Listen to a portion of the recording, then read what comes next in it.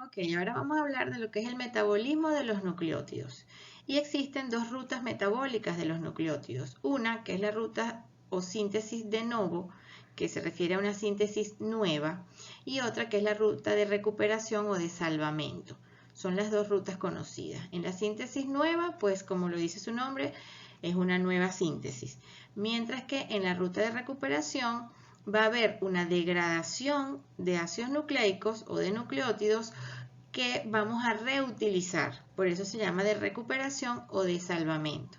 Parte de los nucleótidos que son degradados se van a utilizar para volver a sintetizar nucleótidos.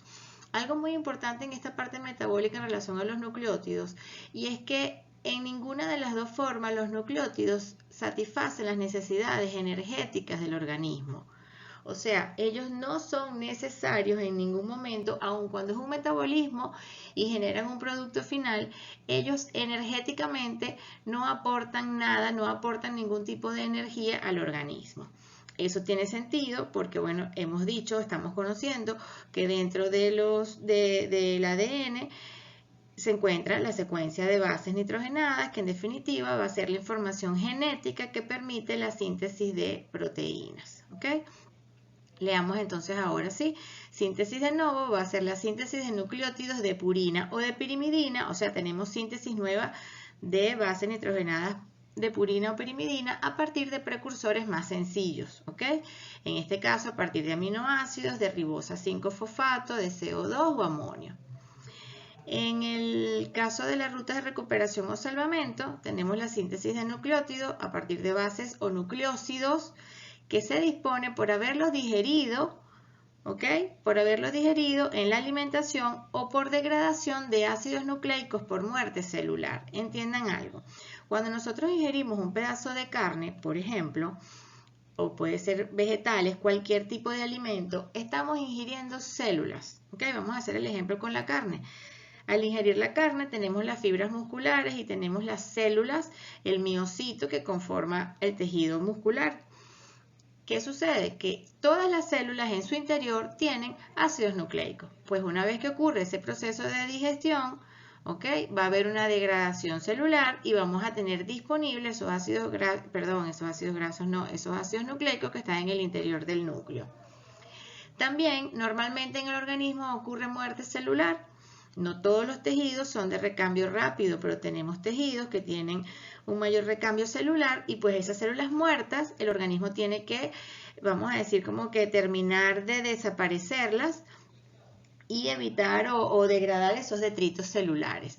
Cuando ocurre esa muerte celular, pues esa célula que está conformada por sus organelos, su citoplasma, su membrana citoplasmática, en el interior de ese núcleo, de esa célula, pues también hay ácidos nucleicos que van a estar disponibles para hacer una nueva síntesis o para terminar de ser degradados en su totalidad según las necesidades orgánicas que existan en el momento. Entonces tenemos dos rutas metabólicas en relación a los nucleótidos, la ruta de novo y la ruta de salvamento. Ok,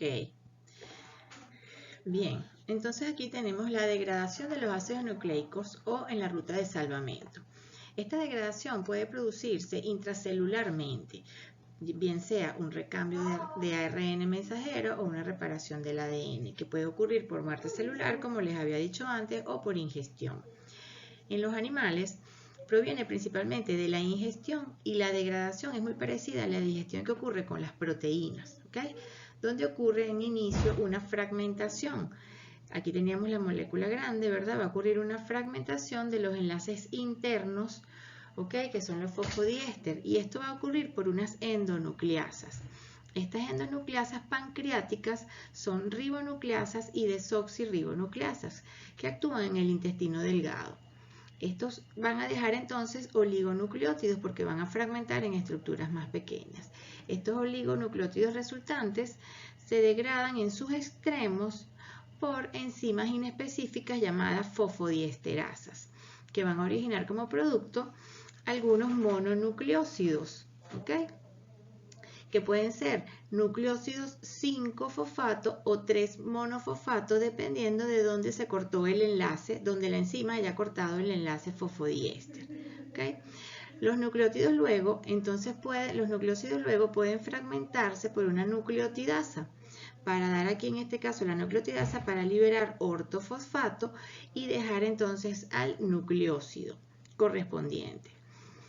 Este nucleósido luego va a ser fragmentado por una fosforilasa, ¿ok? Que va a sacar la ribosa como ribosa 1-fosfato y luego de eso va a dejar, porque va a romper su enlace glucosídico porque añadió este grupo fosfato y va a originar la base que va a quedar una base nitrogenada o núcleo base libre. ¿Okay?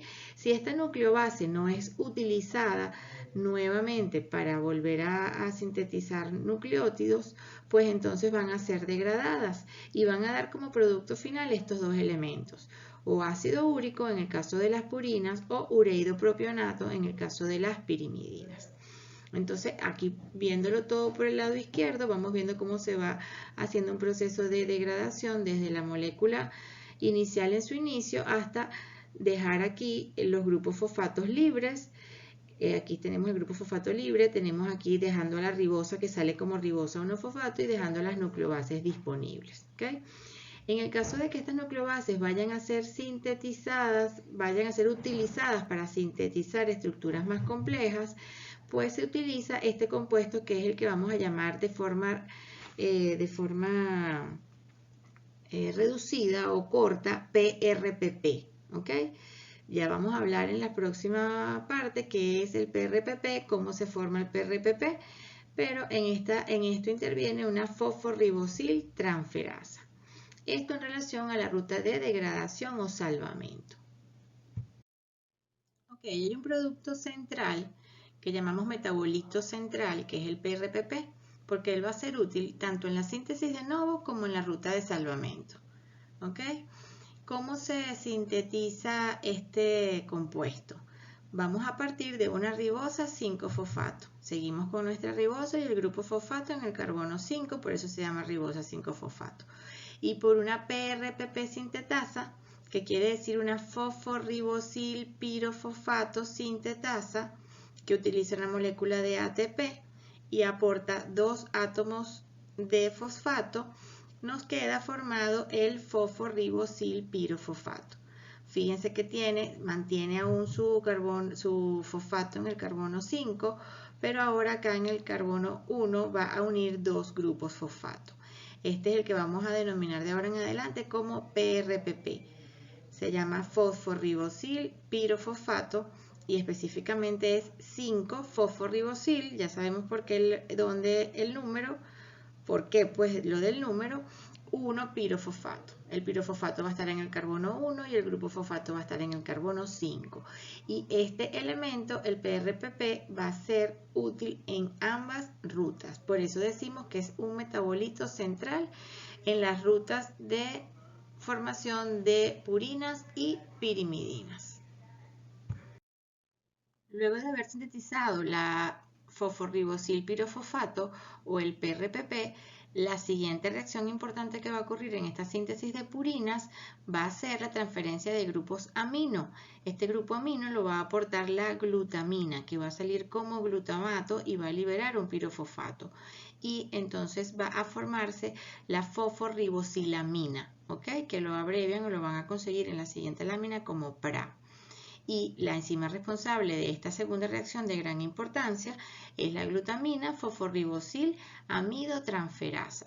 Entonces, la reacción anterior en la que se formaba el PRPP o fosforribosil pirofosfato es tan importante como esta segunda reacción en la que se forma la fosforribosilamina por acción de la enzima glutamina PRPP amidotransferasa.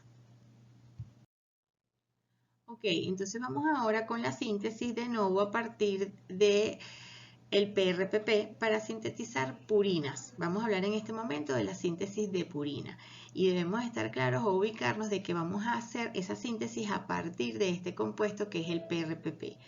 Aquí en esta secuencia de reacciones, que no tienen que sabérselas todas, ya les voy a dar algunas especificaciones, pero en esta secuencia de reacciones vemos que iniciamos con la ribosa 5 monofosfato, ¿ok?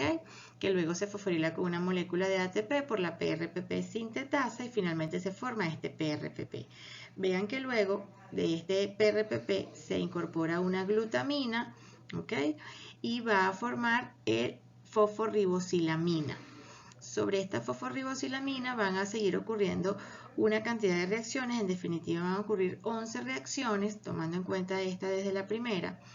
Y lo importante es que tienen que saber que es una ruta que tiene alta carga energética o demanda energética. Fíjense que se consume ATP en este caso, aquí tenemos otro nuevo consumo de ATP. Tenemos distintos lugares en los que se va a consumir ATP para finalmente formar un producto que se llama ácido inosínico y nosotros lo vamos a nombrar como IMP. Recuerden que estamos hablando de síntesis de purina. Vean que comenzamos aquí por la ribosa y el fosfato y vean acá cómo estamos terminando. Estamos terminando con la ribosa que todavía se mantiene igual, pero vean que aquí tenemos una base nitrogenada que tiene 2 anillos. Y dijimos que las bases que tenían 2 anillos son las que tienen el nombre corto, que son las de purinas, ¿ok? Otra cosa importante en esta secuencia de 10 reacciones es que además de que tiene un alto gasto energético, también utiliza el tetrahidrofolato para aportar algunos elementos a los anillos. Esto es parte de la razón cuando las mujeres embarazadas se les indica ácido fólico desde el inicio del embarazo.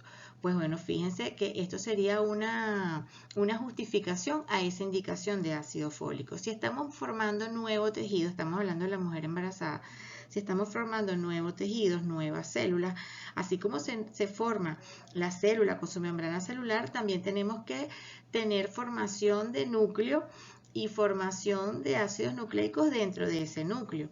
Entonces, estamos sintetizando bases nitrogenadas para poder formar nucleótidos y ya hablamos en otro tiempo de las funciones de los nucleótidos. Entonces, bueno, siguiendo aquí con la síntesis de purina, saber que inicia con el compuesto PRPP, ya vimos en la lámina anterior cómo se formaba el PRPP y la enzima que lo produce, ¿ok? Saber entonces que en este caso, fíjense, tenemos la incorporación o la utilización de glutamina, aquí tenemos la utilización de glicina, por acá tenemos el aspartato, que son elementos que van a aportar grupos para ir formando el anillo de purina, ¿ok? Y ya les dije que era una ruta de 10 reacciones, que era de alta demanda energética porque en muchas de ellas utiliza y gasta ATP, donde la formación final es el IMP, que es el ácido inosínico. Veamos entonces en esta nueva lámina que en la síntesis de nuevo de los nucleótidos de purina, que son los que tienen base nitrogenada de tipo purina, vean entonces que cada elemento lo aporta uno de estos que están acá. Tenemos que parte de los que intervienen en la formación de este anillo van a ser el tetrahidrofolato, que es el que tienen aquí como formato, el aspartato, el CO2 y la glicina. Son parte de los compuestos, y aquí tenemos también la glutamina, porque habían 2 partes en que se agregaba glutamina, donde son los elementos que intervienen para la formación definitiva del anillo de purina. Ok, entonces llegamos, según la lámina anterior, el producto final que obtuvimos fue el ácido inosínico. Una vez que llegamos al ácido inosínico o al IMP, va a haber una bifurcación, ¿ok? Y vamos a tener 2 rutas. Antes de terminar en esta lámina, quiero recordarles que estamos hablando de la síntesis de bases nitrogenadas de purina, ¿ok? Y antes yo les había dicho que las bases de purina son el agua, que el agua es pura, que van a ser adenina y guanina.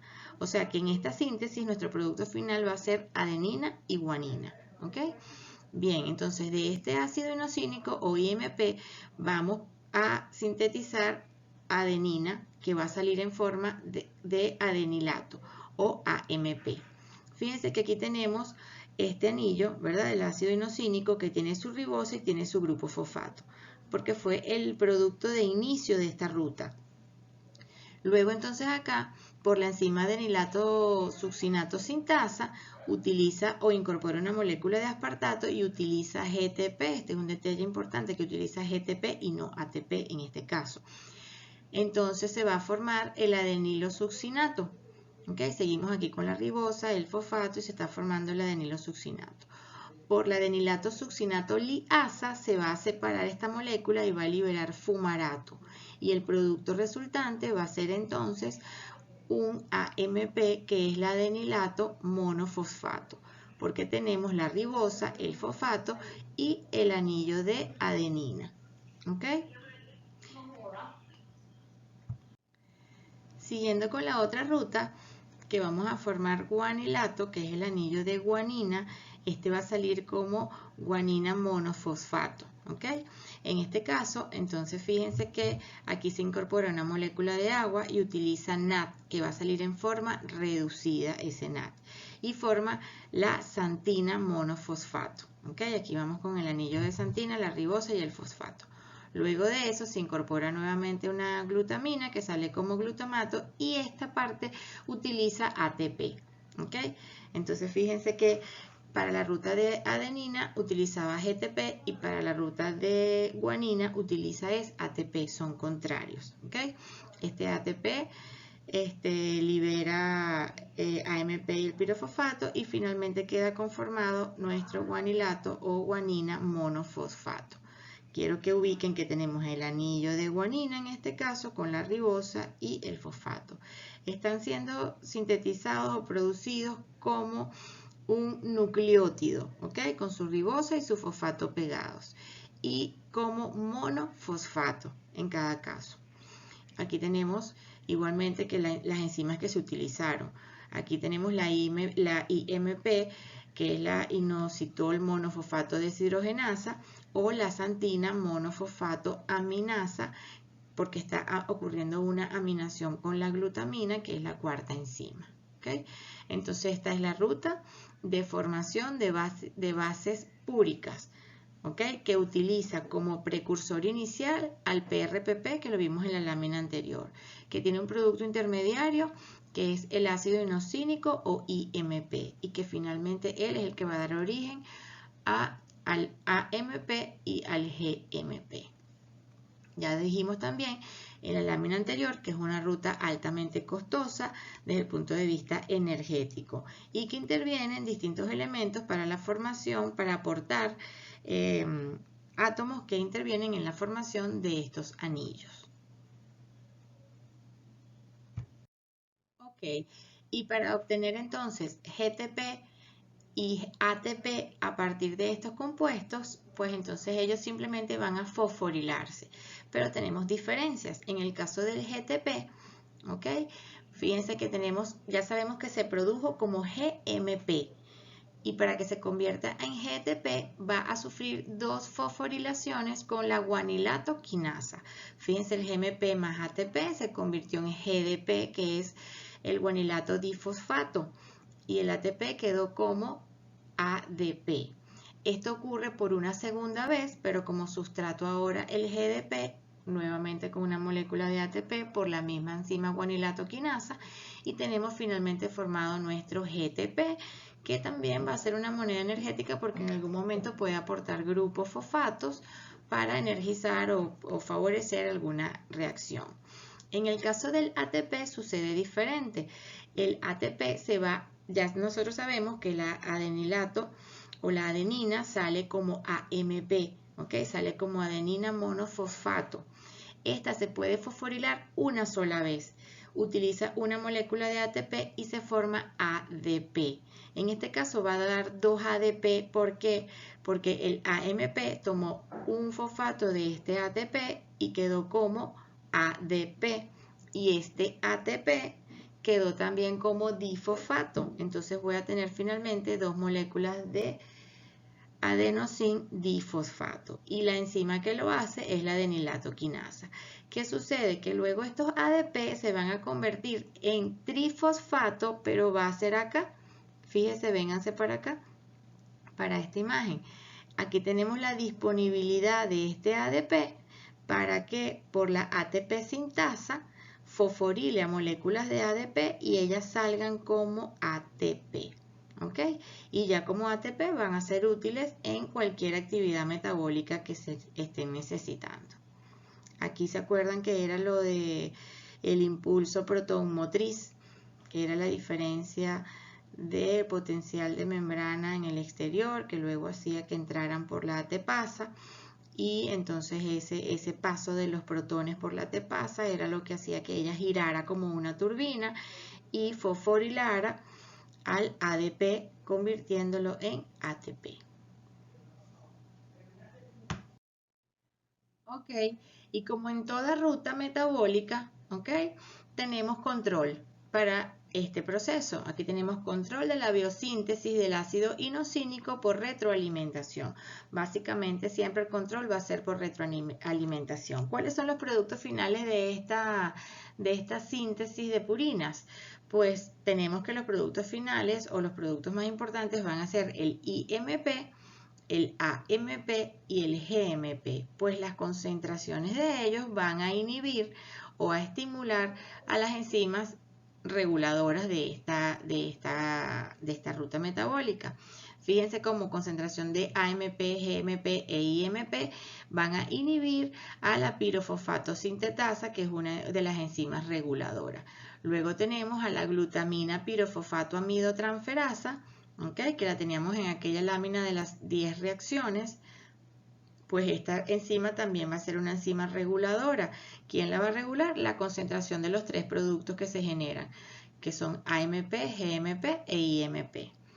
Fíjense, aquí tenemos IMP, que va a ser su inhibición por retroalimentación. Si tengo mucho IMP, esa alta concentración va a hacer que se inhiban las enzimas.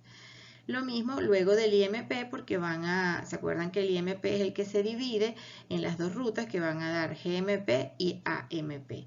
Pues entonces los productos finales van a hacer una retroalimentación negativa o una inhibición en las enzimas reguladoras o las enzimas que generan estos compuestos. En este caso, la adenilato succinato sintasa y la adenilato succinato liasa.